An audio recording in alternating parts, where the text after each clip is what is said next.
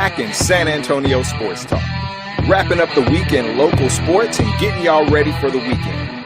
This is the Friday Night Takeover. Here are your hosts, Rudy Campos Jr., Orlando Torres, and Joe Garcia.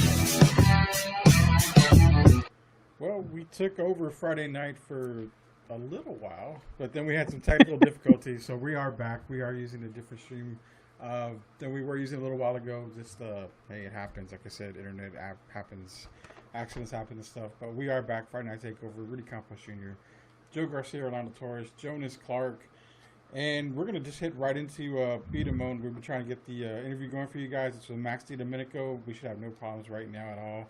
So, again, this is Brandon Damone from Along the Wire interviewing Max Domenico, who's the number one rated athlete in high school football for San Antonio out of Clemson. So here we go. Hey, what it do? It's your boy B Damone from Along the Wire, and I am back on Friday Night Takeovers. This week we have got a special guest, top 10 quarterback, top 10 athlete in San Antonio, Texas, Max Domenico, quarterback athlete for Samuel Clemens High School. What's going on, man? What's up? How you been doing? Doing pretty good. Yes, So I'm kind of doing a little bit of digging on the quarterback position in San Antonio. And, of course, San Antonio has some elite athletes, which you yourself play safety as well as quarterback at Clemens. And if anybody's been paying attention, he is Team Smoke. And when you're out there, you're not at the quarterback position. So when you're trying to hone those other skills to where people who don't know you so much for playing on the defensive side of the ball, how much pride do you take in that? And how does that make you a better player? Yeah, my sophomore year, I started the first 3 games at safety. So, switching from safety to quarterback or vice versa, it's not that hard to me, but I like it. It helps a lot, especially the footwork. They go 2 and 2. You know, I go work on footwork for DB, and then it helps my hips for quarterback or other way around. So doing the 7-on-7 at safety and safety only and a bit of linebacker, it really helps out with my lower half of my body for sure. Okay, awesome. And so, like you said, it helps you on the offensive side of the ball.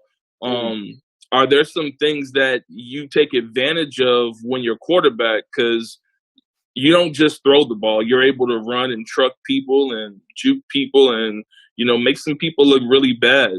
If you check out Max's huddle, you will definitely see that. So what are some of the pluses that you take from playing defense as you use them in the quarterback position? Definitely my reads, pre-play and going through the play. Being on defense, I know a lot of the coverages and the schemes that the defenses do. So that helped a lot, definitely, switching from safety to quarterback. Yes, sir. And also that can help out with recruiting as well. So whenever people scroll through San Antonio's players and quarterbacks, they have no choice but to see your name. But can you speak to as how playing both sides of the ball has made you a better player? Yeah, definitely. Recruiting wise, a lot of schools will talk to me. They'll ask me, some of them want me at just quarterback, and a lot of them want me as an athlete. And so being able to play both sides of the ball really helps keep my opportunities open. And a lot of schools are talking to me as a safety, linebacker, quarterback, running back. So it helps a lot for sure. Hey, the more you're able to do on the field, the more opportunities that you'll have at that next level. Yes, sir. So talk a little bit about Clemens this coming season. You actually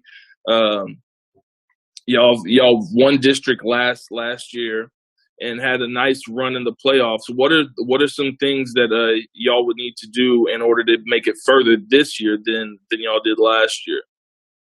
I think we're going to surprise a lot of people this year. Definitely. A lot of our defense left, but the guys coming in are great. We're going to be young. First few games, they're going to get learning experience and everything. But by district, I think we're going to be hitting the road rolling. And playoff wise, it's state or nothing this year for sure. I'm a senior. A lot of the guys on offense are seniors, so State or nothing. Yes, sir. Awesome. Hey, Max, will you give everybody your Twitter handle so we can make sure that they follow you? At DiDomenico Max. My last name, then my first name. All right. Hey, this has been B. Damone from Along the Wire with Max DiDomenico, the leader of the Clemens Buffaloes. Make sure you follow him on Twitter. Follow me on Twitter at B. Damone. Follow me on Instagram at B. Damone. Follow me on Facebook at Along the Wire Cast. And we are out. Hook 'em. Birds up. 2-1-0. That was that interview that we were talking about. Great interview by Max DiDomenico of the Clemson Buffaloes. You know, that's the thing with with being called an athlete. I mean, there's a difference between just, hey, I'm the number one rated quarterback, I'm the number one rated safety. There's differences in that.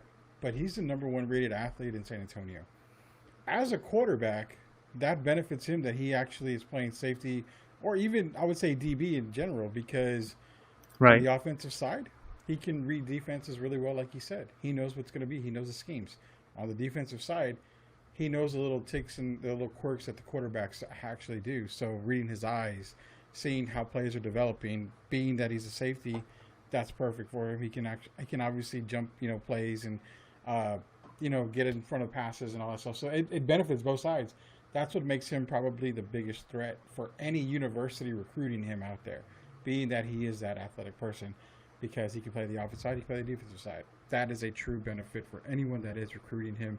Guys, with Max DiDomenico, last week we had Cannon Williams talk, about the quarterback position. Max DiDomenico is he's going to be a problem on the field as it is. Oh, yeah. I see, like we talked about Cannon last week, we're talking about Max this week. I see big things coming from Max. I see him getting a lot of offers because of being that number one rated athlete in San Antonio. This is one guy where I would love to see stay, in our own backyard, which if you did notice on his wall behind him, he did have, the Birds UTSA jersey on the wall. So I'd love for UTSA to go out and get him. I think he would be a great addition to the squad. But as far as him being the number one athlete, what kind of, what kind of thoughts do you have on that? I mean, it's huge to be an athlete altogether, and I think this is one kid that's going to be tremendous at that. So, Jonas, as far as Max goes, I mean, I see him as a big problem. How do you see him?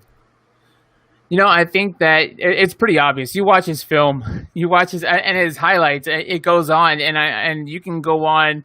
Like, even if you just watch a 2-minute and 30-second clip on Twitter, there's a full version on YouTube. And athlete describes the kid. He plays 7-on-7 with Team Smoke, like Brandon said. And just having that athletic versatility, I think it's huge when a quarterback is willing to, you see it with maybe like wide receivers or running backs that'll play both sides of the ball, but a quarterback, because like Max got into where he describes how it helps him to see and understand defenses just that much better.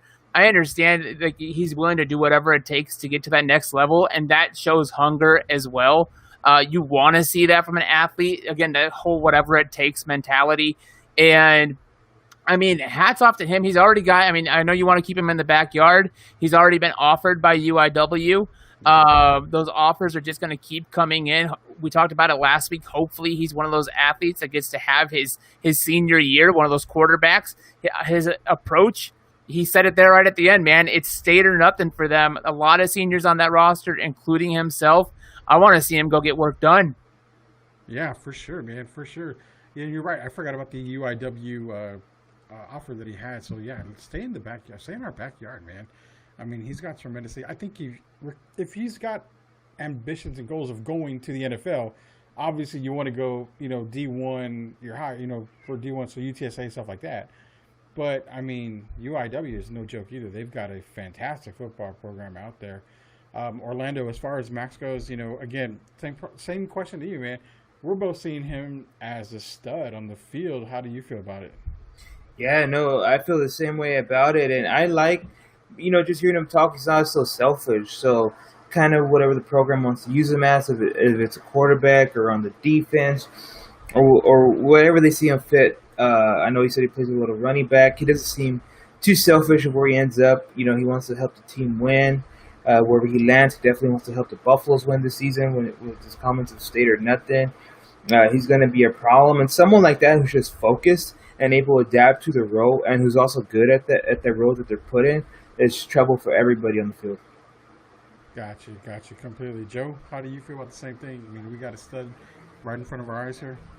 Yeah, I do. And I'm just kind of doing a little bit of research on him, and it looks like he did get an offer from Incarnate Word. There's no word yet that he's accepted the offer, but Incarnate Word has interest in him. Local. Maybe they're trying to keep him local here, which is good.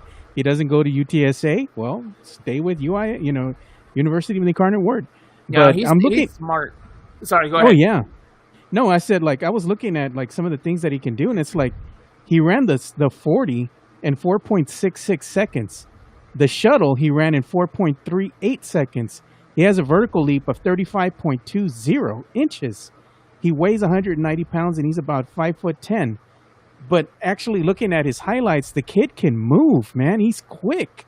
He can get out of the pocket. I saw some highlights where the play had broken down, defense had broken down, and there was nowhere for him to go. And he just was able to scramble, get out of trouble, go ahead and juke a couple of these big, linemen coming at him.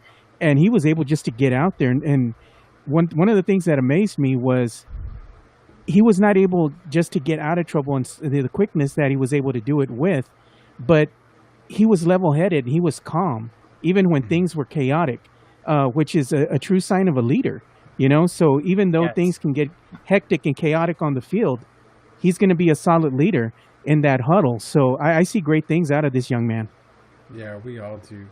I think, San Antonio is it's a breeding ground for athletic football players, basketball players, just athletes in general. I mean, we've got some great talent here in San Antonio. Already 2 weeks, with last week and this week, we're seeing, headline two of the better athletes in San Antonio. One of them being Max DiDomenico, the other one was Ken Williams last week. Again, if you want to catch Brandon's interview with Max DiDomenico, you can catch it. It's at BDamone on Twitter. You can follow it along the wire on Facebook. Also, for those of you all that want to follow Max DiDomenico from the Clemson Buffaloes, his Twitter handle is at DiDomenico Max. So basically, it's his last name first and then his first name last. Yeah, I got confused there as usual. I'm kind of slow after that. So, I mean, yeah, and the one thing we hope for is something that we are seeing to happen a little bit more. These guys want to get back on the field. Max made it very clear, hey, I'm a senior. This is everything to me. It's state or nothing. And I am seeing Paul Garcia in the comments here. He says, Max is a stud. He's a beast. For sure. I mean, you're the number one rated athlete in San Antonio. Hands down, you are a beast, sir. But we're getting to some UIL talk here because we did get some news out of UIL TAPS in general where they're going to start doing a little bit of rescheduling here for some of the sports. The four sports that they talked about, team tennis, cross country, volleyball, and football. Basically, their practices, they originally had them starting August 3rd for volleyball and football. And excuse me, this is for 1A through 4A basically right now. We've got the 5A and 6A schedule as well. But they were hoping to have the game started in August. August 27th would have been for football, volleyball the 10th, and cross country tennis was the 17th. According to what we're seeing now, it says the district certification deadline for the dates was November 7th for football, October 27th, November 14th, October 24th. Those dates, right around the fall area. So we're seeing that possibly that you're going to start seeing sports kind of get pushed back a little bit. They're not allowing, and the other thing that I read too is that they're going to not allow kids to participate in sports if they're not in the classroom. So that is huge for us because, again, you're going to push sports back. And last week we made mention to, if you bring sports in and say you decide, okay, let's put sports into the spring, let's put football into the spring, that really screws up recruiting. And that actually really might hurt a player because they may sit out knowing that they have an offer already and they may not play that season. And we're going to get into something like that later on when we go to the campus talk. But knowing that UIL is making it is the right move. We want the kids to be safe. That is the number one priority. Kids have to be safe during all this. Moving these games back and just thinking like, okay, how much is it going to screw up some of these recruiting? Because Max is getting recruited by UIW. He's got the offer. I mean, there's going to be other schools wanting him. Is it going to screw up his recruiting? His recruitment by other schools? We don't know. Moving these games back, Jonas, how is it affecting these guys? I mean, how do you feel about the UIL restart that's being talked about? I mean, it makes sense. At this point, it's what you've got to do. I like how organized it is and how they've got their deadline set. It also lets you know how far these sports are going to run. And don't forget, guys, I'm a band nerd myself. I was in the marching band in high school, so this is going to also affect competition, band level competition. Of course, the bands won't be out there for halftime until there's actual football going on as well. But it's a great plan, and you can see like the more individualized sports aren't really impacted. This is really just team sports. You've got cross country and stuff that will still, they can still practice right now, but they're going to back they're going to wait and hold off on all the contests. And I think that when you look at the schedule, it really lets you know that if we don't have stuff figured out by September 7th, or even, the last 2 weeks of August, then that's pretty much going to put a cancel on anything as far as fall sports goes, because you're already severely impacting potential basketball seasons. We talked about that a couple weeks ago, where you have your two sport athletes. I mean, if you've got state finals going all the way up through, even for volleyball and stuff like that, going through the end of November and into December, state football going all the way up to December 19th.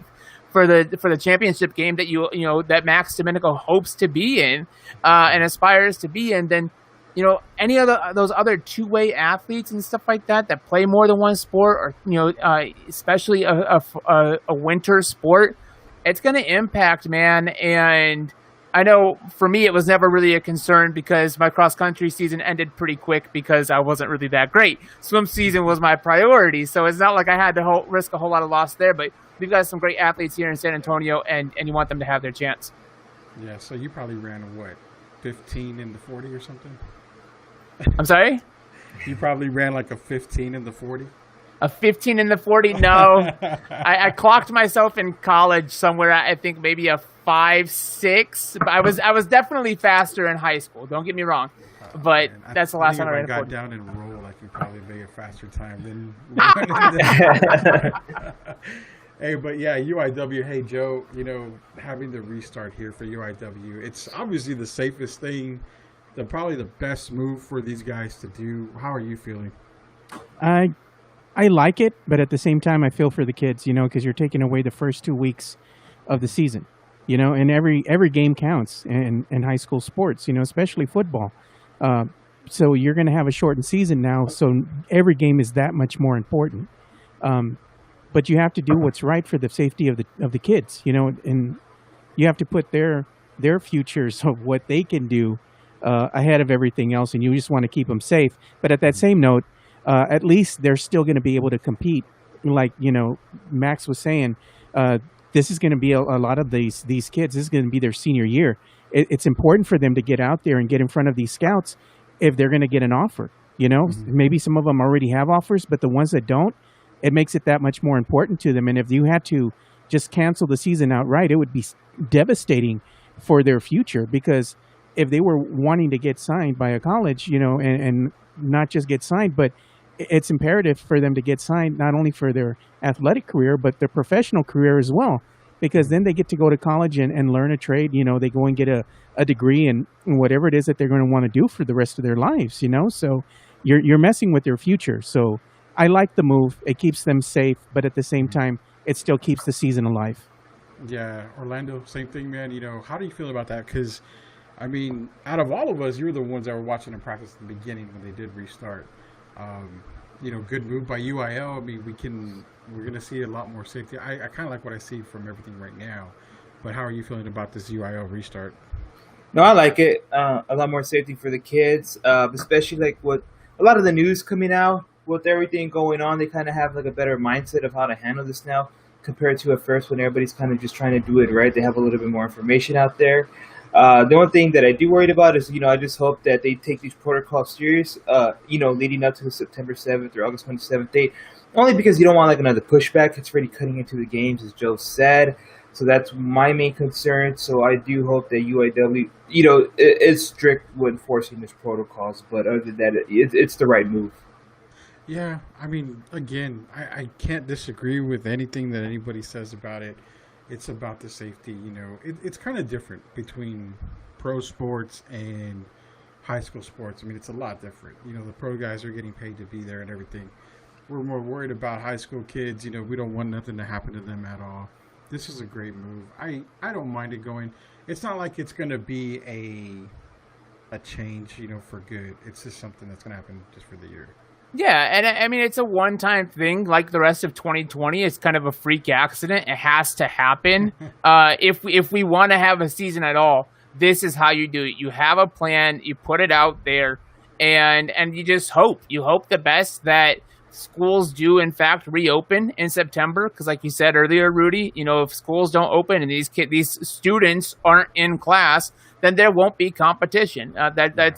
They're especially at the high school level, they're athletes first. So that's the situation. We hope they get to do it. But good on the UIL for getting something out there. And let's watch them stick to it. And I think they will. Yeah, I believe they truly will. I mean, it's a good move by them. You brought up 2020. Yeah, 2020 has been kind of a year, so I think just kind of. Twin. 2020. Wait, hey, we're halfway through 2020, and pretty much we're halfway through the first part of the show here. Even though we had some technical difficulties, we came back very strong. Talking to obviously with B. Damone and Max De Domenico, the Clemson Buffaloes. Got to you with the UIL restart stuff here. We're all in agreement. I'm sure fans out there are in agreement as well. Carolina Teague on Facebook here. Hi, gentlemen. Hello, Carolina. How are you doing tonight? It was great discussion as far as the UIL restart goes, because kids are first. They are the most important thing. Coming up in hour 2, the Friday Night Takeover. Rudy Campos Jr., Jonas Clark. I can't remember his name. Oh, yeah, it's Orlando Torres. Joe Garcia. We're all going to be coming back in hour 2. We've got Spurs talk. We've got the campus visit. Well, it's going to be some more stuff about, if the football moves to spring, how does it affect the collegiate guys this time? Talking Spurs, we had a big old thing a week or so ago about do you retire a Patty Mills jersey? We're going to get the idea of all these guys here. And then the Mount Rushmore of Spurs basketball. I am going to just go out on a limb here and say we will probably piss some of you Spurs Twitter people off. So I don't think Rudy's going to have Avery Johnson on his Mount Rushmore. No, and Bryn Forbes and Marco Villanelli will not be on my Mount Rushmore at all either. So, but will they make mine? That's the question. Well, they might. Yeah, That's the most important thing here. We've also got other Spurs talk as well, because they did start in the bubble. We're going to get some player development talk. Do you agree? Is it player development or is it team winning? That's something that we want to get into. We're going to make a really quick trip around the nation here with a road trip. It probably won't take very, very long. And we'll try to swing in some Gunslinger talk, because I promise these people from the Gunslingers will talk a little bit about it. And threesomes off the bed and on the field, XFL, ESPN, Disney. At the end of hour 2, this is the Friday Night Takeover. Rudy Campos Jr., Jonas Clark, Joe Garcia, Orlando Torres. We will be right back.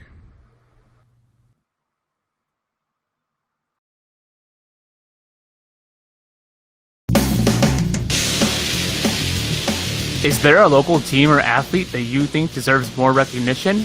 We want to highlight them. Email the show, thefridaynightTakeover@gmail.com, or give us a follow and DM us at Puro Sports SA on Twitter and Instagram.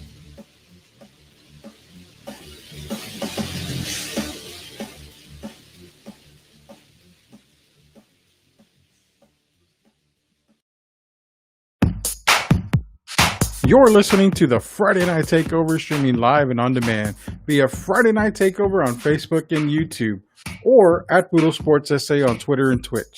Gotta go off video? Go to FridayNightTakeover.com on your PC or mobile device for an audio-only streaming experience. Catch the show on demand via iTunes, Google Podcasts, Spotify, or wherever you listen to your podcasts.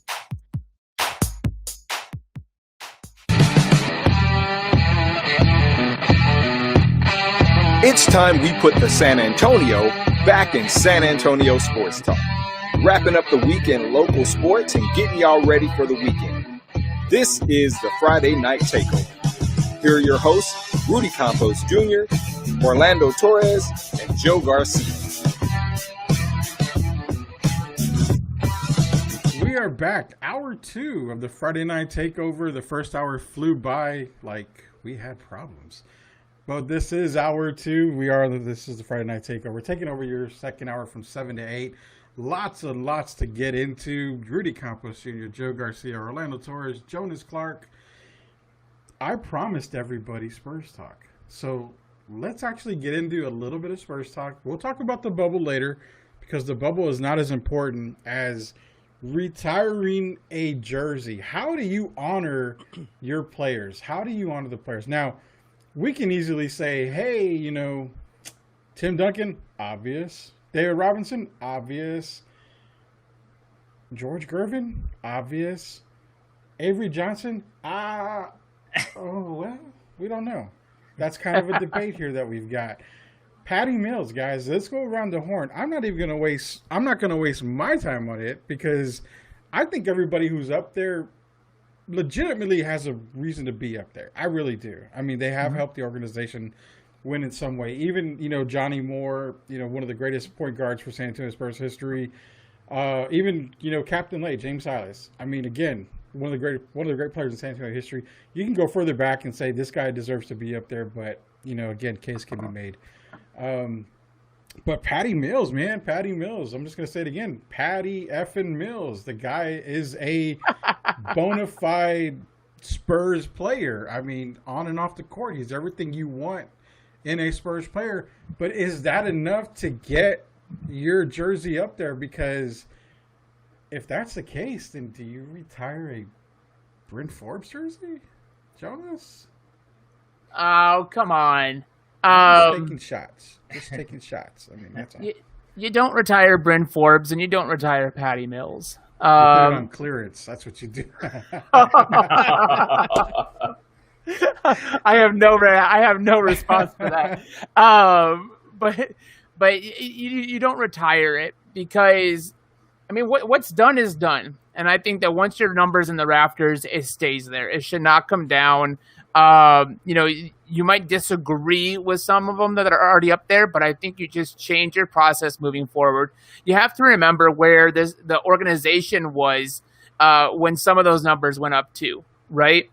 I think Avery's probably got retired. I want to say it was like the mid 2000s, so we were still fresh in the dynasty was happening, but Manu wasn't quite Manu yet. Tony was still budding as Tony. And so you still had, you were still looking back on that 99 title with rose-colored sunglasses because it was one of like 3 at that point, right? And so we weren't quite at 5 titles yet. And so let the past be the past, let those numbers stay up there, but don't retire Patty's number 8 because while he's a great Spur, he's a great leader. He is the one piece, I think, that's kind of holding this franchise together as it transitions from the Big 3 era. Memorize him with a plaque, right? Commemorate him with a plaque outside of the AT&T Center. Give him, because Patty is one of those Spurs that truly transcends what they've done on the court. He is a global influence. What he's done for for the Aboriginals over in Australia, his people that he takes a lot of pride in that. He's very hands-on in Australia, and he's also very hands-on in our community. He's gone out and he's talked with indigenous groups here in the States. and really done and highlighted them locally here too. He did a missions tour this last summer and stuff like that. So when you have somebody like that, they do deserve recognition from the organization. I just think that maybe it's a renaming of a part of a part of the arena. It's maybe the Patty Mills fan zone, and you've got him waving the towel. That's an image that will forever stick in the memory of Spurs fans when you look back on the 2014 season and that run that we made. And I think that there's ways to do it, but the jersey is not it. Let somebody else wear the number 8, because I don't think he's going to be the best one of all time to wear the number 8 for the Spurs. Samaki Walker, the number 8 too. No, God. But hey, we got Paul Garcia. Hey, Rudy, are y'all going to go on next Friday? Because the Spurs play next Friday at 7. Yeah, we'll be here next Friday. We'll probably have the game going on behind us or something, so we can kind of keep y'all updated as well. Paul also says, "Don't retire Patty." He's team no retire Patty. I am team no retire Patty. Jonas is team no retire Patty. Joe, are you team no retire Patty, or are you team what Jonas's other option was, participation plaque Patty?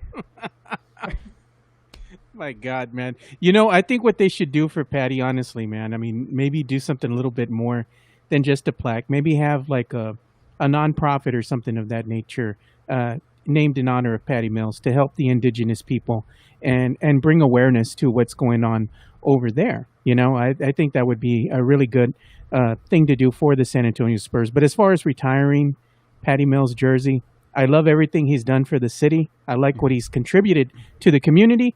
But other than just being a nice guy, I don't feel like he's done enough from a professional standpoint, as far as the statistical information, should I say, to warrant a retirement, and I'm just being honest. I mean, they retired Avery Johnson's jersey again. I don't think the stats matched what he was doing, out there on the court to warrant having a jersey retired. Yes, he was a great floor general, the little general out there on the court, and he made things go, and he helped the team together as far as being very vocal out there on the court.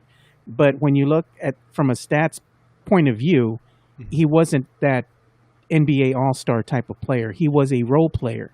And I think that's one of the things that really upsets fans, is that they get this, I don't know how to say it in a nice way, they have this affection for a player, and it kind of clouds their judgment at times, where they really like a player, and I really like this player, and I really like this player, and because I like him so much, I want his jersey retired. But you look at his stats, maybe the dude only averaged 3 points per game, 1 rebound, and had, I don't know, a total of 100 minutes throughout his 5-year career.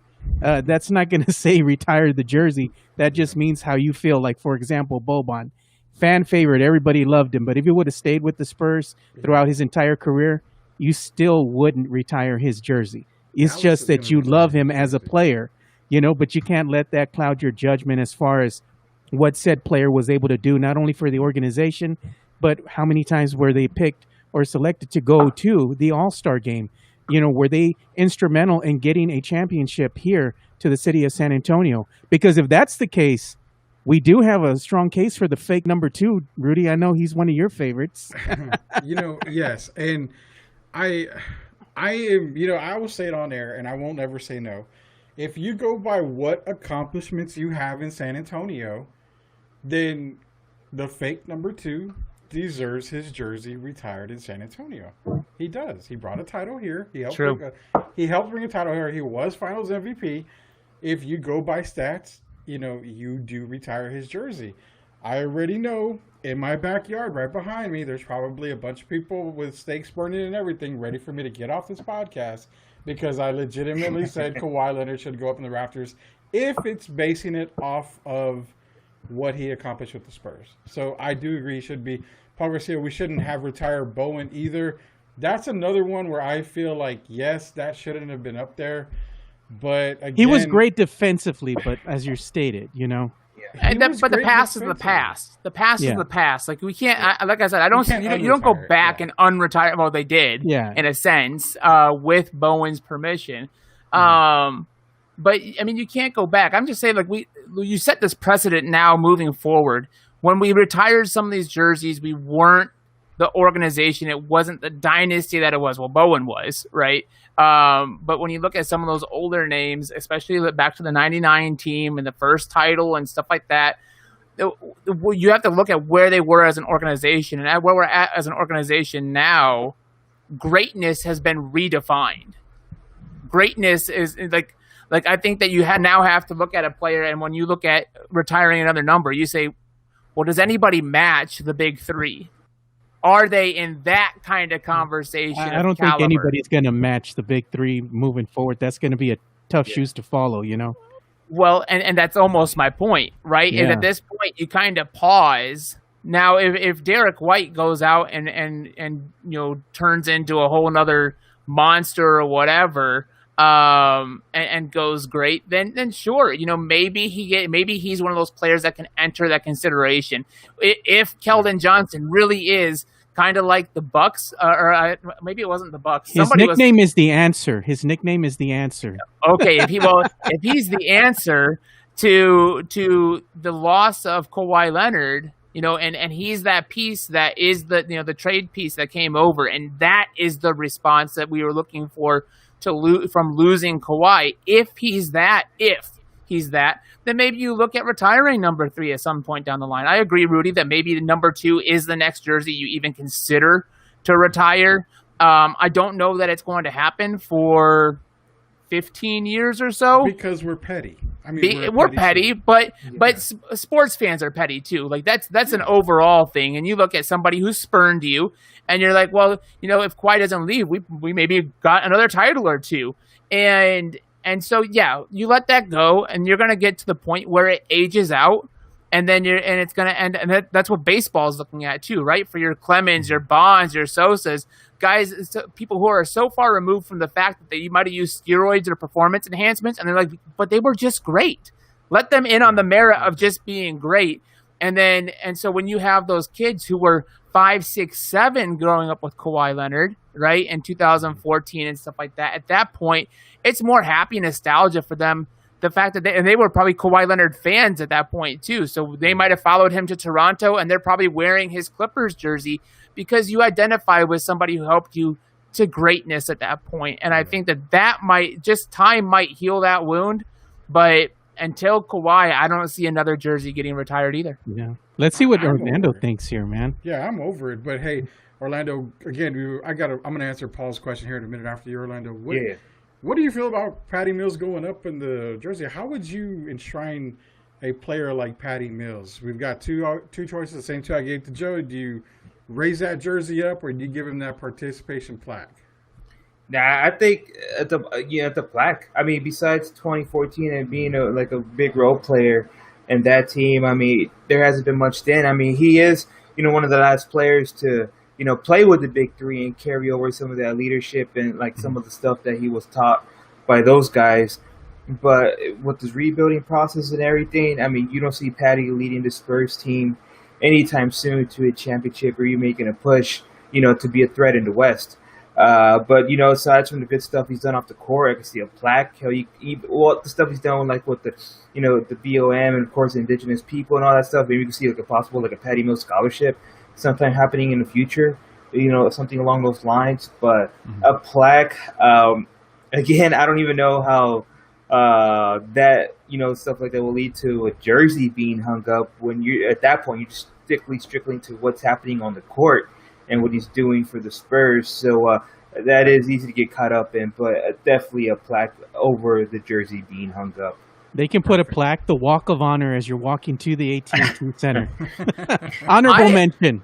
I would honestly be okay with that. I would really be okay with that, because then you do get to pay tribute to some of your fan favorites or big moments that, people who are part of big moments that happen throughout your history. I can dig that would be great. I'm all for that. Let's get that one going, Joe. True. Yeah, I think a lot of people might wipe their shoes on the fake number 2 plaque over there. But. Get over it. Good being petty. Paul Garcia, Rudy, who do you think from this young Spurs core will get their jersey retired? I am going to say you've got in the words of, my boy, you've got a plethora amount of youth here that I see happening. I think Keldon Johnson, who I've called the face of the franchise from the beginning. If you don't believe me, look up Twitter. It's been there all the time he's been in the Spurs uniform. I'll back that up too, Rudy. It has been. Yeah, I can see DeJounte getting his uniform, his jersey retired. Those two guys, I think, probably are leading the way to get their jerseys retired. The one thing that DeJounte has going for him, you start with James Silas, you go to Johnny Moore, you go to Avery Johnson, now you go to Tony Parker. It seems like Spurs point guards are getting recognized big time when it comes to their jerseys being retired. Because every Spurs point guard that we've had here is a leader. I mean, let's be honest, they've been leaders. With the exception of Rod Strickland, who led us all the way to that behind-the-back mishap in Portland. Don't bring that up. And screwed us up for years to come. So, Rock and Rod, if you didn't make that mistake, then we would definitely have retired your jersey. But before we move on to our campus visit, really quick around the horn, we mentioned Mount Rushmore of Spurs. I will give you mine first. We'll go to Orlando, then Joe, and then Jonas. Mount Rushmore of Spurs. You are going to piss Spurs Twitter off. This is the time to do it. Give me, in no particular order, George Gervin, Tim Duncan, David Robinson, Alvin Robertson. Orlando, who do you got? Yeah, if they no particular order, I'm gonna go with David Robinson, Tim Duncan, Manu Ginobili, and I'm gonna stick with Coach Pop. Okay. That's surprising. Joe, who do you got? I got to stick with the big three. I mean, they did a lot as far as making the Spurs a staple. As far as excellence goes. So you got to go with Timmy. You got to go with Manu, Tony Parker, and of course you can't forget the OG who paved the way for everybody, and that's the great George Gervin. So that's my Spurs Mount Rushmore. Jonas? All right. I got to leave one of the big three off, y'all. I got to leave one of them off. I left two off. I might actually end up having to leave two. We'll see here. There's four. I got four faces, right? I can't add another five. I can't do a full starting rotation. No, we'll let Coach Pop be one of yours, okay? Thank you, because that's one of them. Including the four. Including the other four. Oh, including the other four. Okay. Popovich has to be up there. He changed the face of this franchise. And then just give me three more then. And I think you got to look at James Silas. I think you got to look at George Gervin.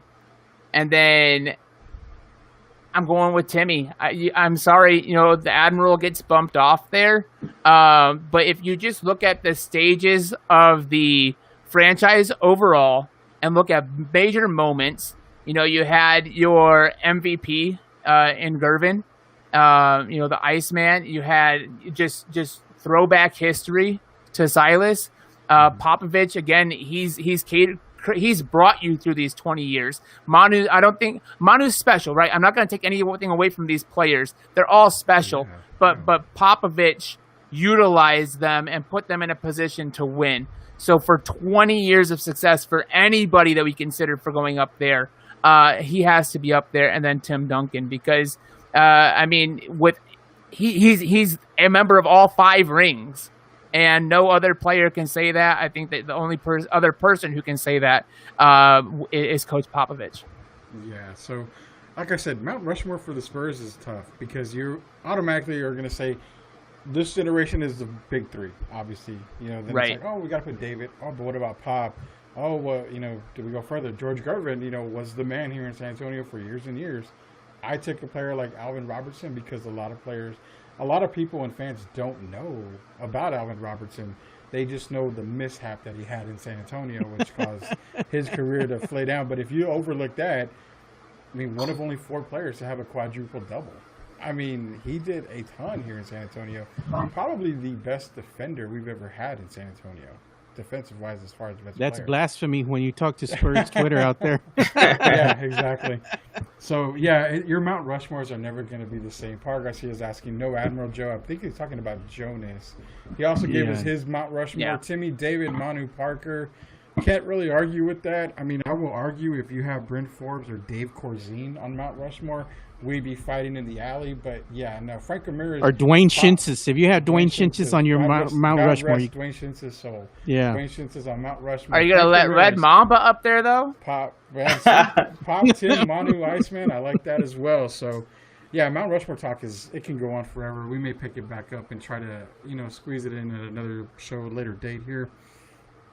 Campus visit. We're heading off to the local campuses. Jonas has some special conference football news. We're going to talk a little bit about spring football moving to the spring, how it affects everything, like as far as draft positions and everything. So let's get that tour bus. I'll say tour bus. Let's get that school bus started. Let's take this trip on the campus visits here. There you go. Well, really quick, I just wanted to make sure we're giving some recognition to local guys who've already been selected, from UIW and UTSA, have already been selected to some preseason all-conference teams. You got 2 representing UIW in the SLC, and they are both on defense. They both made second-team defense. You have Kalecki, and I'm going to butcher this last name, y'all. Anyalebeki? I think that's I did get that out of my eye because I feel like I did that one. And Jalen Jimerson. So you got 2 guys coming back. You got one is coming back off of his freshman year, and then you have the Pearland, Texas native, and Kalecki coming back. On the defensive side of the ball. So shout out to them. And then on UTSA, you've got 4 guys: Spencer Burford, Lucas Dean, Sincere McCormick. That's a name that comes right off the tongue for everybody. And Rashad Wisdom. So if you're looking for guys names that you're trying to pay attention to as to when you're watching these games and when you're listening to these games on the radio, expect to hear these names a lot. I know Sincere, his name has come up a lot in terms of potential transfer pool. Does he finish his time off at UTSA? I think he's going into his sophomore year from Converse, Texas. So I hope so. I, for one, hope so. Well, and that's the thing with a lot of these guys. You do hope that they, have the are in the best position to realize their dreams of playing in the NFL. UTSA has already done a great job. They helped Marcus Davenport realize that dream. Dalton Sturm a couple years ago also got to realize that briefly with the Cowboys. And you look at the program, and it is on the way up. First year head coach and Jeff Traylor coming in and taking over for Coach Frank from last year. And so we'll see how this all goes. But just a couple names there I wanted to give you all to focus on for this college football season, if and when it starts. Yeah, for sure. And, we got a couple of minutes here. Before we head to break, and just real quick on the football moving, there was some announcements that some colleges and universities, they may actually, Division I, we're talking Big Ten, ACC, they changed their schedules. A lot of these teams and conferences are moving their football schedules to the spring. I bring up a quick question for you guys. Moving this football, programs to the spring, Trevor Lawrence, I'm going to use him. He will be the number 1 pick according to everybody right now. Trevor Lawrence out of Clemson. If you move it to the spring, does he play that season? Because you've got the draft right around the corner. Why would you risk getting injured or a not career, but a really season-ending injury, knowing the draft's right around the corner? And if football comes back in the NFL in September and stays where it is, he's not going to be ready. So that affects his draft status. So would you guys blame players if they sat out spring football, knowing that they are already a first, maybe second-round draft pick? Of the teams talking about playing in the spring right now, I would fault anybody who does, because right now it's not Power 5 conference. So if you're playing for my university, Bowling Green State University in Bowling Green, Ohio, and you're playing in the Mid-American Conference, and you think that you're too good to play spring ball instead of fall ball, I think that then I have a problem with that, because you want to do whatever you can to put yourself in light for scouts and have that opportunity to stand out from the Power Fives. And what better time to do that than when there's no other Power Fives playing? because the Power Fives are the ones that are looking to still play this fall. It's everybody else outside of that is considering maybe moving into the spring. Of course, you do run into the hazard, not just for the NFL draft, but you run into the hazard for those guys for their next season. Because if you play spring football at the college level, then you have summer conditioning because you didn't go, you didn't go for the draft as an underclassman, or you're still in your freshman or sophomore year or whatever. And then you go right into fall ball again. I just think that changing it this year would have to change football moving forward for a lot of those programs and a lot of schools and stuff like that. I just don't think that is practical for me. But yeah, you should play if you're playing in the spring because you're not a Power 5. Gotcha. Orlando, Joe, y'all have any comment on that? Quick comment as far as moving the spring football to spring. I kind of in agreement with both of you guys. At the end of the day, if you actually do move things around, you're going to be jeopardizing the start of the upcoming season as well. It's just too much. It's too much of a toll on the body, is what I'm saying. Because if you move it to the spring and you have the college, you're competing in college football in the spring, then you're going to get closer to the summer starting, and then usually in the summer that's where they start up again and they start training, trying to rehab their injuries and trying to get the rest they need for their body to come back even that much stronger for the next season. And some of these guys are seniors as well, so they're going to want to go out on a high, and you're going to want them to play that last season. But again, I think when you take everything into and you kind of look at everything from different perspectives, I don't know how it's going to play on their bodies, and that's what I'm scared of. I'm scared of the injury factor. You don't want to shorten somebody's career because you started in spring. If that's the case, maybe the right thing to do for the safety of these kids is to either have a shortened season or maybe not have a season. Unfortunately, It does suck if that does happen, but you have to look at the long-term situation, Yeah. Orlando, you got anything to put on that? Yeah, no, Sam. I think, comes from you got to look at the games. If, the season, how long it's going to be. If it's going to be a reduced season, maybe like how often are subs going to be, rotations, that just keep the players healthy, especially if they're looking to get back, to normal in 2021 for the fall. I'm agreeing with Joe there. It's just a quick turnaround, and you start seeing that on a lot of players anyway, that health is their main concern.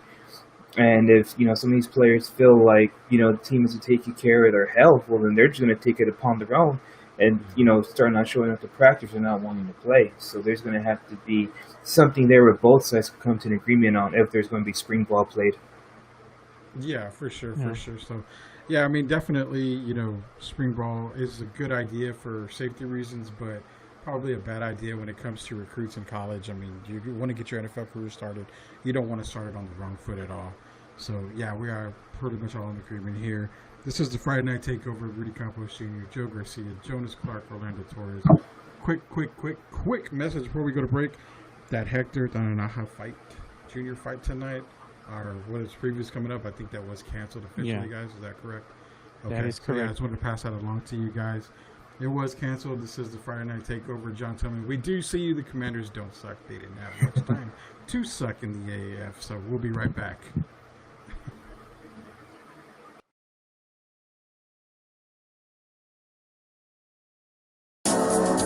Thank you for listening to the Friday Night Takeover. Want to interact with the hosts? Follow us on Twitter, Instagram, and Twitch at Puro Sports SA, or find us on Facebook and YouTube. Just search Friday Night Takeover.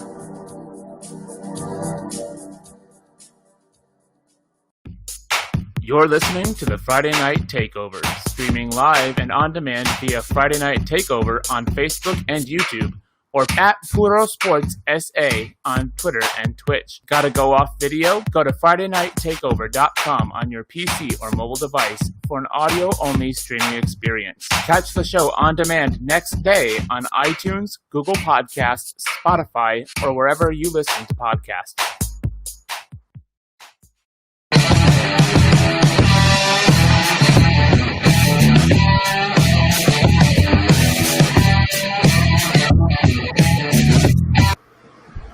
up the porn music. This is the Friday Night Takeover.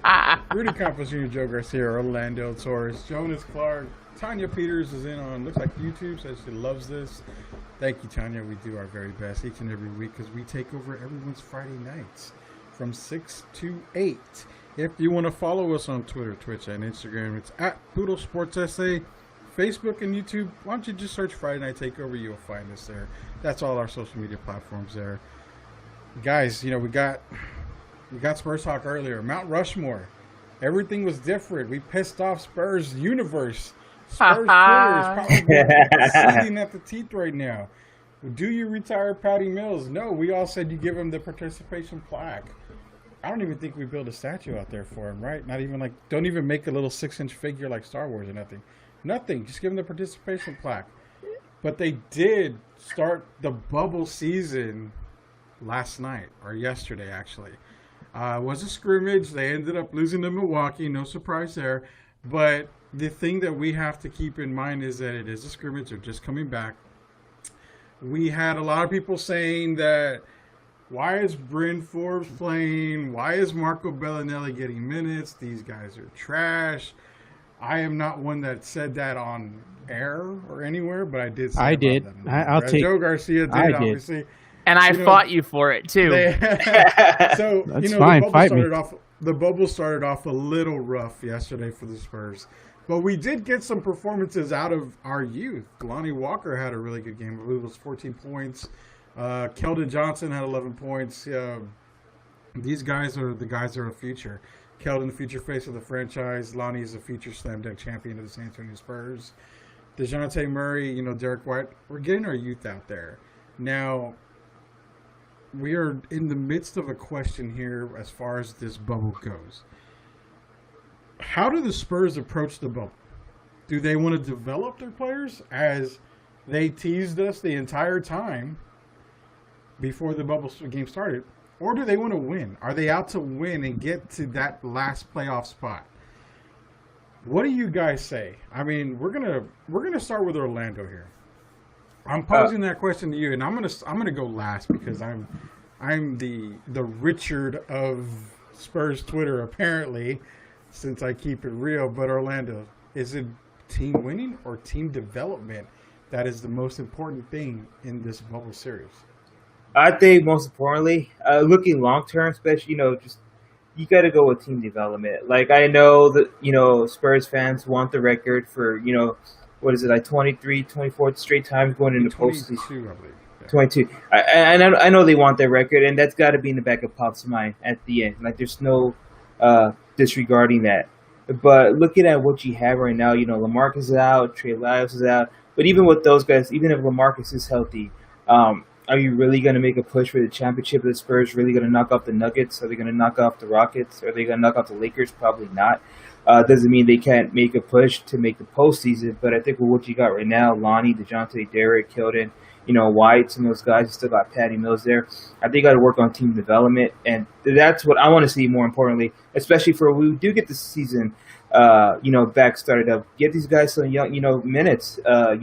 Sit Rudy Gay, sit some of these other guys, some of the older vets. Go ahead and set them and see what the young guys got. This fresh legs, see what they got, put them again in this bubble and start the development. So that's what I would say to that. Sure. Joe, what do you think, man? It's got to be the team win or team development? It's got to be development. But if it truly is development, then answer me this, Rudy.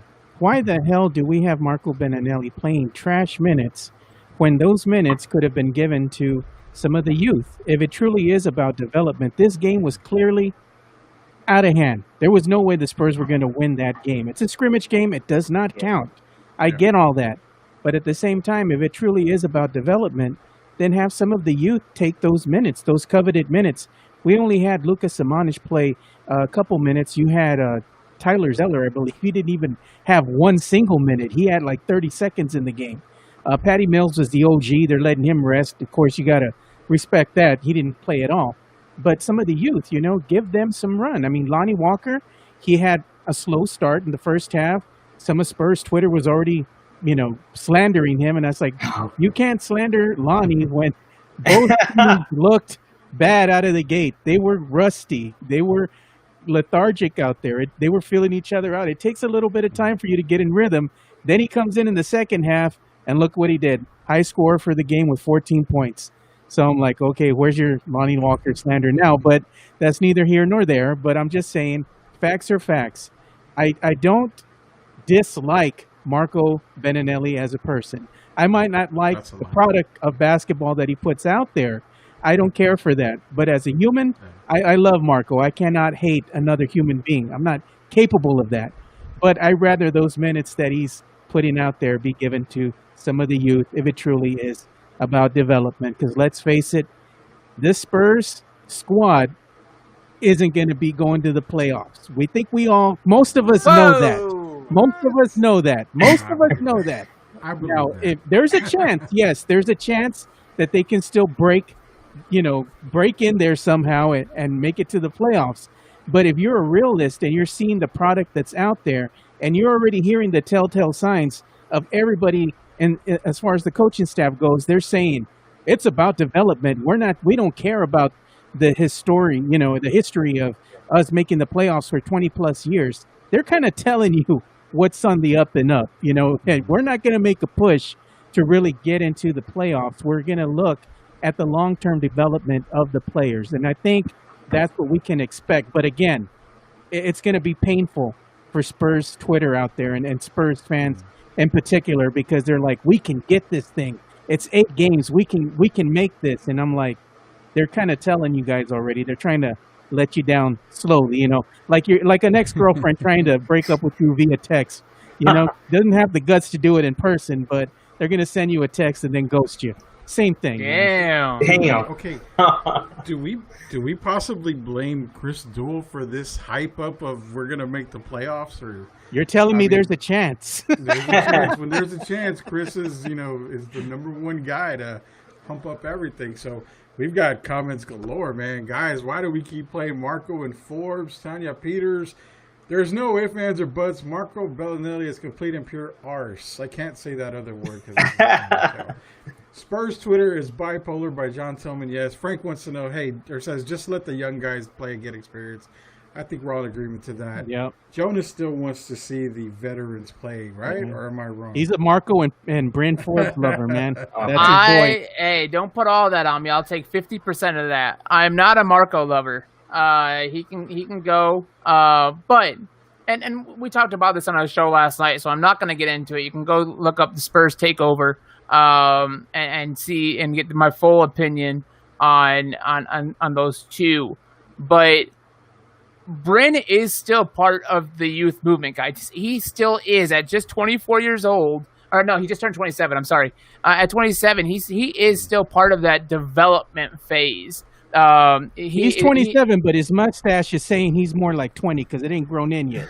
Well, it's just dirt. No need to attack the guy's facial hair, but he is one of those guys. He's one of the few on the roster that did play 4 years of college ball. Derek White also is up there in years just for the fact that he played. I believe he played 3 years in college. I don't know if Derek White played all 4, but they do have the age over some of these other members of the youth movement, but they're still part of that youth just for the fact of how many years they've been there.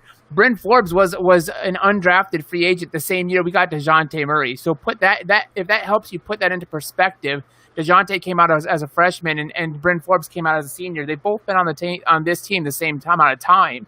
And so he should stick around and he should still be getting minutes. And I think that the way that minutes were spent yesterday by Becky was great. And I think that it does speak more to team development. And I'm on team development. And I made we used a Twilight graphic here because that's almost what it seems like on Spurs Twitter, right? Is you're either team Jacob or you're team Edward. Well, you're team development or you're team winning.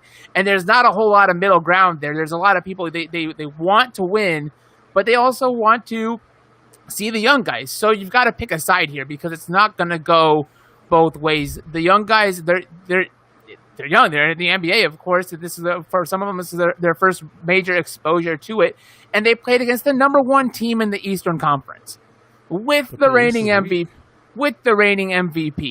They played against a much larger roster, and we've lost a guy at 6'11" in LaMarcus Aldridge and another 6'9" guy with experience in Trey Lyles. So this is a very young team still. The youth got run. Why do you play a guy like Marco yesterday so that he's ready for action later on? But I'm on team development. I'm kind of in the DeMar DeRozan park where it's like I don't see a reason why we can't develop and win at the same time. And yesterday, kind of like SAFC this last weekend, where I can't put too much weight on one game because it's only been one game. So one word for you: last minute. That's 2 words. No, last minute. 2 words there. Last minute for SAFC. It was a minute. It was a minute. Okay, but still, these things will happen. It's only one game back. You're coming back off of all this thing. And then if you want to talk all about last minute can also be conditioning. And we'll talk SAFC here in a second. So I'm going to save that take for then. But this is about, the Spurs. Are you team winning? Are you team develop? I'm kind of team DeRozan, where it's why can't we do both? But the onus is on team development, and I think that's okay. It just unfortunately might not translate into wins, but that's what I accept by being on team development. So we got Jonas with the Twilight drop. Now that you've got me wondering something, are you team Jacob or team Edward? Edward. I don't. You got to pick one. Yeah. I have honestly never seen. I've honestly never seen or read a Twilight anything. It's just that's just common knowledge, guys. Pop culture for you. All right, I got you. Team Edward or Team Jacob. Talking Team, Twilight on the same day that Taylor Swift's new album drops. I'm having an awesome day. Tim Rodriguez, team development, play the young guys a ton of minutes. No Marco and Forbes. Well, Forbes is part of the youth. That was the Forbes popular is part opinion. of the youth. But Frank Ramirez, but a lot of the teams are going to be rusty due to the time off. That is a fact. A lot of teams will be rusty. As far as I go, I'm obviously team development. I want to see a lot of these guys developing other players. I understand, I don't want to see Marco, Bryn. Hell, I've even made the case in these 3 scrimmage games, they don't matter anything. I've made cases for DeMar DeRozan to be sit out, 2 out of the 3 games completely. Don't even bother using them. Just get these young guys in the court. There's no problem giving them 30 minutes, in these games just to let them run up and down the court. See what we got. I mean, especially with Luka, man. Luka for all we know, Luka could actually be something that we can use, going into next season. I mean, I just want to see what we have. That's what I've been saying. I understand the fact that when we basically spotlight 2 guys, Marco Bellinelli and Bryn Forbes, we're spotlighting gold apparently. So I understand that completely. It's a commodity. It's got to be. It's fool's gold, Rudy. Fool's gold. If you have gold, you keep it. I understand that to a point, but we've already know what we've got in Marco, which is a broken down truck. We know what we've got in Bryn Forbes, which he's developing. I understand, but you can only develop a jump shot so much. What else has he developed? I mean, at this point, At this point, he means as much to this team as the pitching machine on a baseball field. It just throws a pitch. That's it. Okay, the pitching machine works sometimes, just like Bryn Forbes. Okay. So. God. We've got to move on to the next topic, but I'm not gonna let this Bryn Forbes slander go on. If you guys the pitching machine doesn't work all the time. Hold on. Bryn Forbes is learning a new role on this team, okay, and how he moves and within this offense off the ball, because we don't want the ball in his hands, right? We don't want him to be point guard. So he still has to be out there, even if he's not shooting, which a lot of it, he didn't shoot a whole lot the other day. I think he maybe had 9 or 10 attempts. But he still has to learn how to move within that, and those other players have to learn how they're setting picks and how he's coming off the ball and where to find your sharpshooter. So he still has to develop within this offense that is changing. It's developing, and his role is changing. So he's got to be out there and have those minutes to get that work. Now, if he starts going all James Harden on us and starts just chucking up shots, then I have a problem. But he has to be out there to develop and learn this offense along with the other guys, because I do think, again, with him being a part of the youth movement, he's not. And Tim Rodriguez, I see you, man. He's ass on defense, but he's not a starter either. We're learning how to use him properly. Becky used him properly yesterday. Look at the lineups that he was a part of and the defenders around him that help him fit out there, because nobody else shoots at 40% a clip like Bryn Forbes from deep on this team either. So if you want to let Bryn Forbes go, you're gonna lose his potential, his flamethrower potential from deep. He's gone off for 5.5 before, but you're going to let that go, and you're going to lose that 6 to 9 points per game that helps keep a defense honest and have to defend him and keep the floor spaced, just because you have nobody else.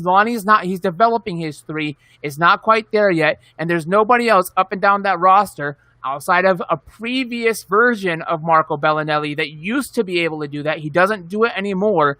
Patty's maybe the only other person I trust, but Bryn Forbes is part of this youth movement.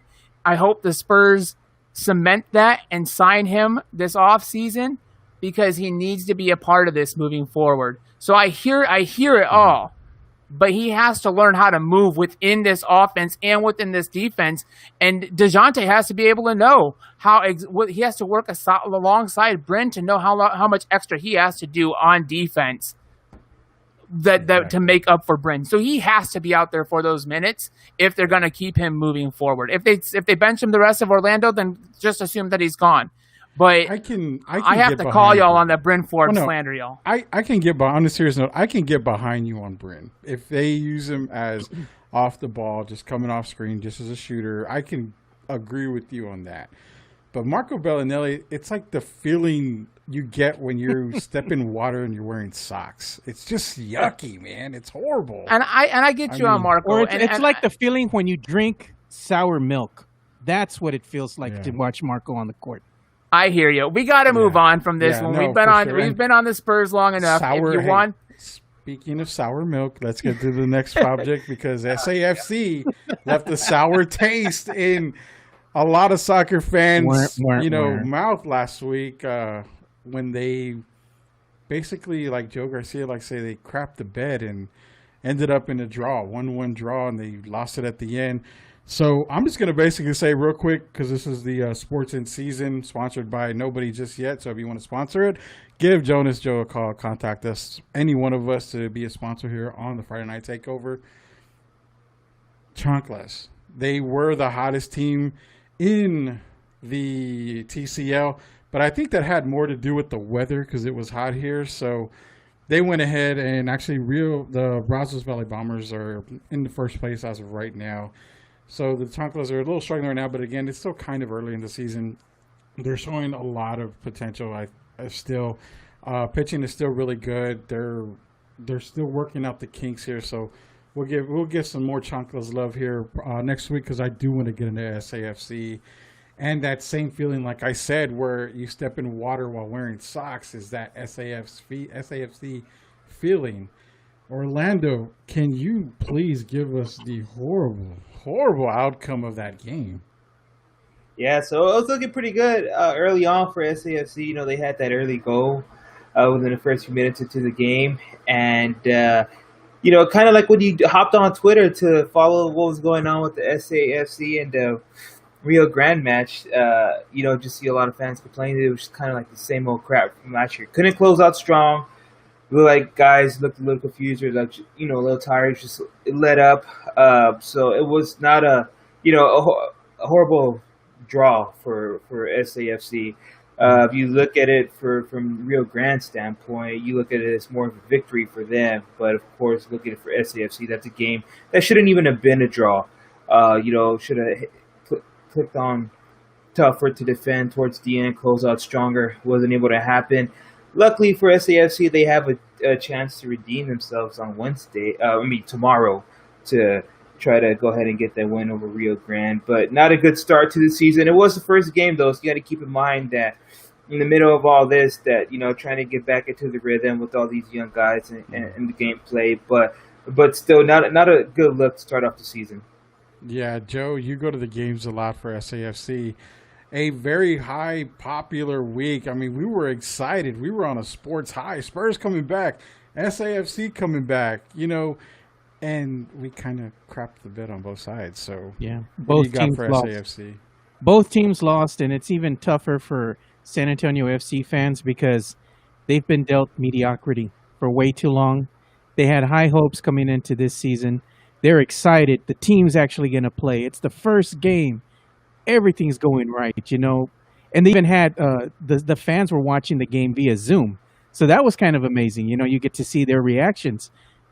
And then at the last minute, man, they lose it, and that was just disheartening, man, to see because you could see the fan reaction via Zoom and everybody said the same thing, which I can't repeat here, but it's that feeling, it's like, no, not again. We're going to be dealt with the same mediocrity again. They want this team to really live up to the potential, and that is they want this team to go and keep on winning. And I feel for everybody because I'm a fan too. I've been a fan since the Scorpion days. Now you transition to San Antonio FC. And it's like you said, Rudy, you want to see a team win. It's hard to get up for your team when they're in the doldrums, but you're there, you're a fan, no matter what happens, you're going to stick with them. You being a Giants fan and all, all about that. And, What's the low blows, man? All right. We were competitive for 6 innings last night. Finally, you you're go. taking some, man. Finally, you're taking some. What are y'all doing to me? I should just quit. He's also a Falcons fan, so. Hey, come on. Come on. 28-3. Go there. You know what happened Go in the there. Super Bowl. But Let's stay on the subject of SAFC. Anyway, we're a local yes. show. Yes. Well, guys, I think that I said it before, when we were talking about the Spurs, we just got to be patient. This is one game back. The team finds themselves still in SAFC does in good position still, right? They're in second place as far as Group D goes, which is mostly the Copa de la Tejas or the Tejas Copa, or I can't remember what it's called right now. And it's a good spot to be in. And just be patient.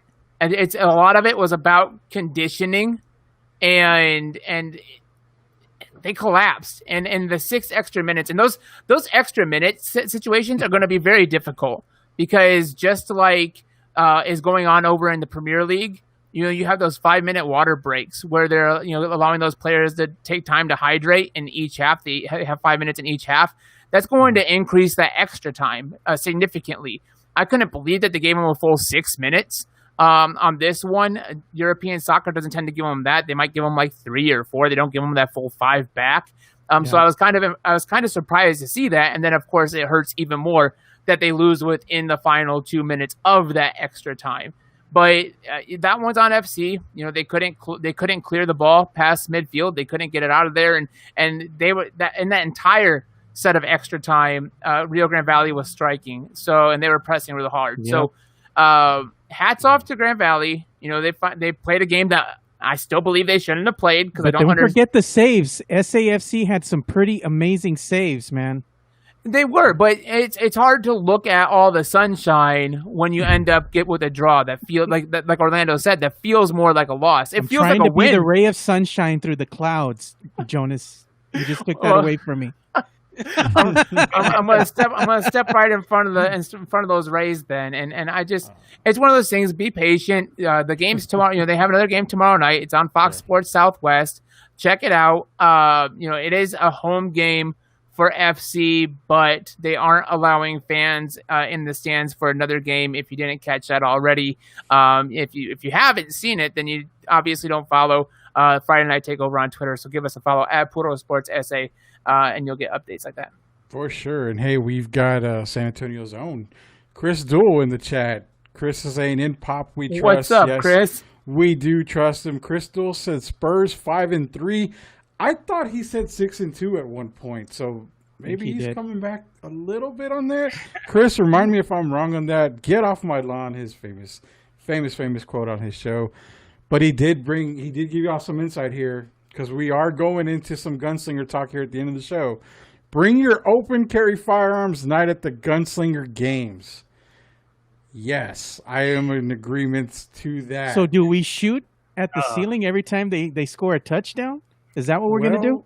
It sucks that they're not playing the Dome because, yes, I would shoot that place up and, get it removed. Rudy's going to be aiming for the damn beams, the cable. Hey, but the Coliseum is history. So, I mean, I'm not doing any damage to the Coliseum.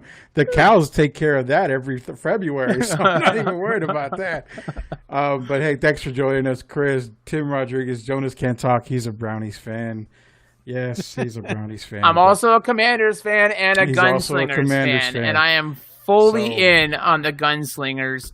If you guys didn't see it, I know you brought this to the docket here this week, Rudy, where you brought to my attention. I didn't see this, but Disney, it's a rumor. It's a rumor at this point from an XFL insider having an interview on another smaller XFL inside fan kind of site. Mm-hmm. But it's an intriguing rumor because it name drops Mickey Mouse and Vince McMahon, in a sense, because you've got the potential purchase of the XFL by Disney. Tell us more about it. Yeah, so the rumor is, and what I teased in the beginning, I'm fully letting it go now. We are releasing the Kraken, my new Seattle Kraken team that I will be following in the NHL, FYI. There is a major possible, quote unquote possible, because it's a rumor, sports threesome to happen here.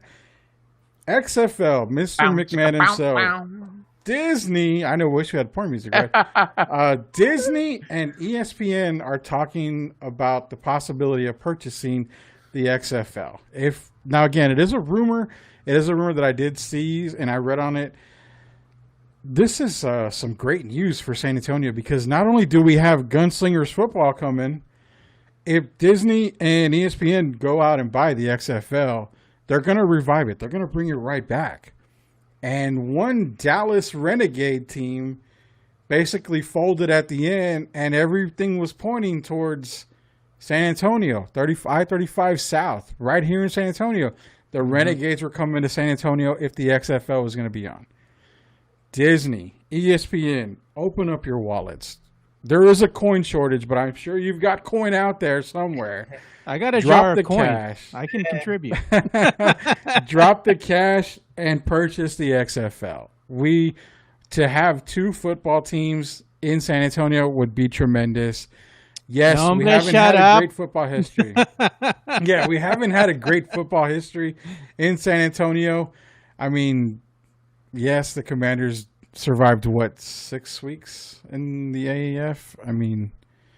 We made it, I think, 7. 7 weeks. Okay, it did last longer than the XFL. We know that for a fact. But they couldn't pay the checks after the first week. It would. I like the idea. If Disney and ESPN buy it, basically what it comes down to is you've got two major markets that could run this league and actually, I can't say compete with the NFL, but it can get as much love as the NFL when you've got two major, monstrosity markets like that coming together, buying that. I think McMahon sells if it does happen. So that's just a rumor that we heard out there. The Gunslingers did have their first combine this past weekend. A few of the players actually got notification that they have made the squad. Mm-hmm. I will have those. I'll actually post those on Twitter for you guys, and we'll share them again on the show. I don't have them in front of me. I thought Jonas was going to try out. Yeah, well, no, that's the open tryout. There's still an opportunity. Yeah. Yes. Jonas has a chance. This was a player invitation only tryout. And we all know Jonas is just right under that line when it comes to all athletic football players. So they're waiting for him to pay his money because they didn't want to pay for him to get that tryout in. They want my $100. They want that hardcore. Yeah, they want that $100. So. It'll be, I think it's in August, end of August or so. So that's when they're going to have that open tryout. We'll get some more news for the Gunslingers, but they did have that open tryout. Also, I wonder if they have open tryouts for the mascot. I wouldn't mind doing that. There you go. I don't know. Apparently Chris wants us to bring our guns, so there you go. Don't shoot the mascot. Don't shoot the mascot. Don't shoot the mascot. Well, one of the biggest things that I think is really cool is, and I want to give it a shout out because they're kind of top notch as far as Gunslingers coverage here in town. The Gunslingers podcast. Check them out because they were out there at the session this last weekend, and they got to interview some players and coaches and some insiders within the organization. But what's really cool is you heard Rudy, and you can speak to this, man, because you talked with Coach, and a lot of them, they're like, again, they want to compete for him. Because of the level they communicate with them on, you know, when you're trying to make it to that next level and keep your career going after you've already phased out of college, or if you ended up in just a JUCO program or something like that, and you're chasing every opportunity you can, these kids, they travel across the state, across the country, trying out for every opportunity they can, and they had a lot of great things to say about Coach, and I know you spoke to him, Rudy. Yeah, he's a very passionate guy, very inspirational guy as well. San Antonio fans, if you have never heard, from Coach Hernandez, he definitely is a person you want to talk to, and he's very fan friendly as well. So, guys, Friday Night Takeover Week 5 edition. This is getting fun. We had some issues at the beginning, but hey, we were able to get it all in. That was my issue. That was my internet going out. So sorry, guys. Spectrum, AT&T, you can go beat me out. Beep off or whatever for doing. Maybe we should start our own internet company and charge everybody like $10. Yeah, so guys, if you haven't already noticed and you want to follow us on Twitter, Twitch, and Instagram, it's at Poodle Sports SA. Facebook and YouTube, just go search Friday Night Takeover. We took over your Friday night tonight from 6 to 8. We will be live again next week. I do know the Spurs play, but we are more important than the San Antonio Spurs at this point, so I am putting that out there. Be sure to join us. We're hotter next than week. development. We are, we are not in development. We have been developed. So, for Rudy Campos Jr., Joe Garcia, Orlando Torres, Jonas Clark, this is the Friday Night Takeover, taking over your Friday nights each and every Friday night from 6 to 8 p.m. We will see y'all next week.